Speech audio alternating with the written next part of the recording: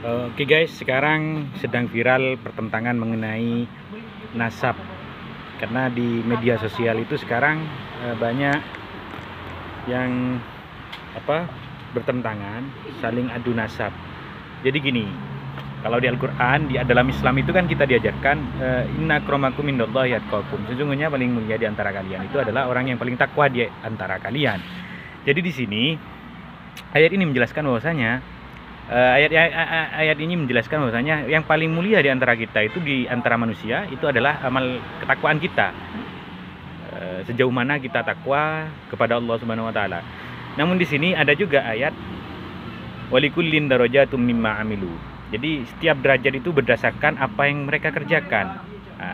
Kalau kita mengerjakan amal kebaikan, maka tingkatan derajat kita tentunya akan tinggi. Kita tahu bahwasanya di dalam hadis-hadis itu ada surga royan bagi orang yang suka berpuasa. Yang lain tidak boleh masuk ke dalam surga itu kecuali orang-orang yang puasa. Misalkan lagi ada surga faroh bagi orang yang suka menyenangkan anak kecil. Nah, itu merupakan tingkatan-tingkatan yang telah dibentuk oleh Allah, dan itu berdasarkan dengan amal perbuatan mereka, bukan berdasarkan nasab mereka. Ada pepatah Arab, man bato'a bihi amaluhu lam yusra bihi nasabuhu. Barang siapa yang amalnya itu tidak dipercepat, dalam artian diakhirkan, amal perbuatannya itu diakhirkan, maka jangan harapkan nasabnya itu akan disegerakan, ditingkatkan. Dalam artian kalau kita itu amal perbuatan kita tidak ditingkatkan, maka jangan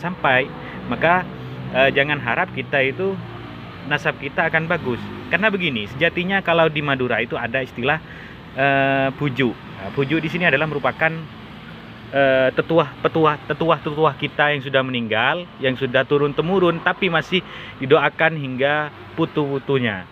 Jadi di sini kemuliaan mereka itu berdasarkan dengan tirakat mereka, takarrub mereka kepada Allah Subhanahu wa taala, bukan berdasarkan dengan kekayaannya atau mungkin nasabnya. Jadi ada di Madura itu pondok pesantren, ada daerah Bengkoning ya. Keturunannya itu banyak melahirkan ulama-ulama terkemuka di Jawa Timur. Misalkan kita sebut An-Nukoya, terus Salafi Syafi'iyah, kemudian Nurul Jadid, kemudian Nurul Islam Jember, kemudian An-Nuriyah Kaliwining, dan pondok-pondok lain semacamnya. Itu lahir dari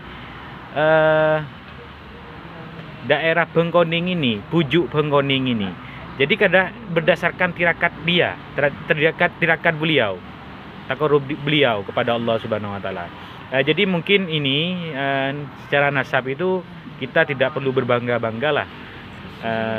Berdasarkan pepatah Arab juga, laisal fata mayyakunu hadza abi walakinal fata mayyakulu ha anada.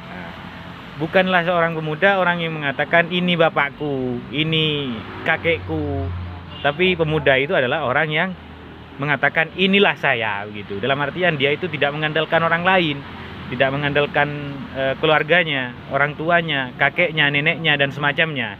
Tapi itu dia, pemuda adalah dia yang mengatakan inilah aku, dirinya sendiri, gitu. Demikian.